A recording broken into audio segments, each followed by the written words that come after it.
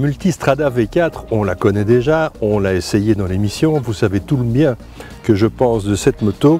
Et nous voici en fait en face de la version rallye.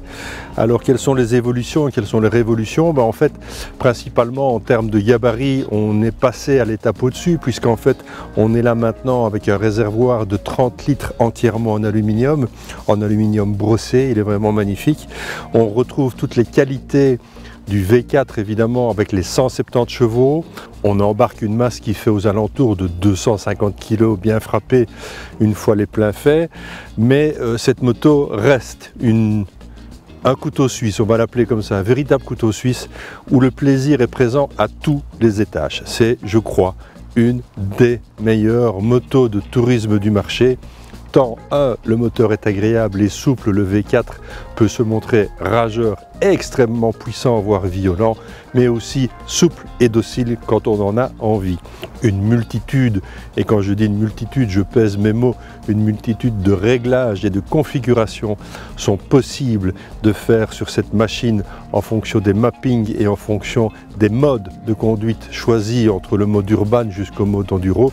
Tout est aussi paramétrable à la carte avec au final pas moins de 500 combinaisons possibles. Je crois que c'est ce que l'usine donne comme chiffre. En tout cas, cette machine, on l'essaye sur route, cette machine, on l'essaye aussi bien sur les chemins. Elle s'en sort, c'est vraiment la machine à plaisir qui pourra vous emmener n'importe où, loin, longtemps, puisque cette moto fait aussi partie du fameux programme 60 000 km avant les premières révisions moteurs et réglages de soupape. C'est assez hallucinant. Bon, je ne vous conseille pas de faire 60 000 km sans passer chez votre agent, une petite vidange, c'est pas mal.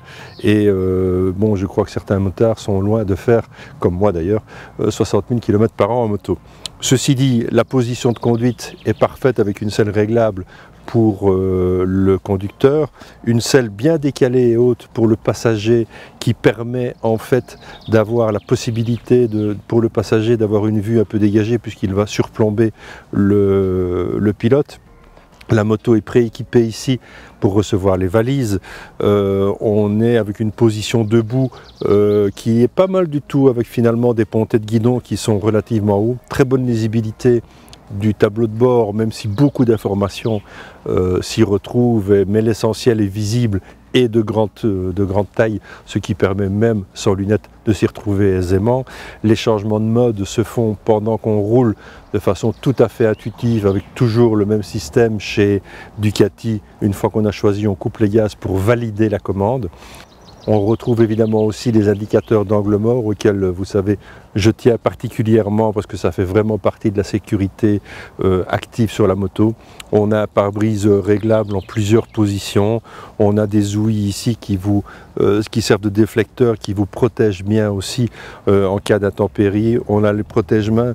Vraiment une moto hyper complète, comme je l'ai dit, véritable couteau suisse. Cette moto peut vraiment vous donner du plaisir à tous les étages, vous emmener partout.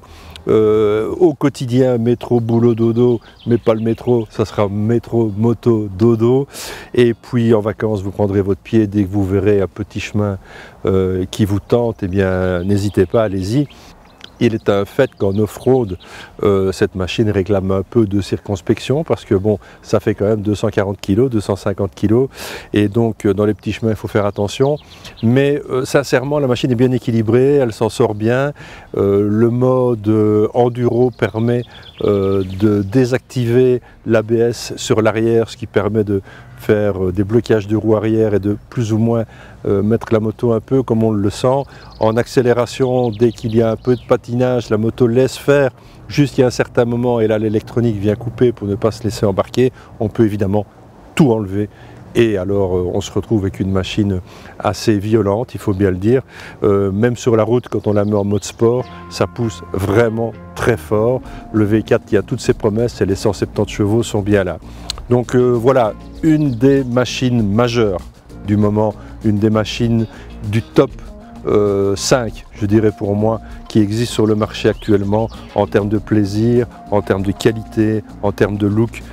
Tout ça évidemment à un prix puisque on démarre à 27 890 €. Donc ça pique un peu évidemment.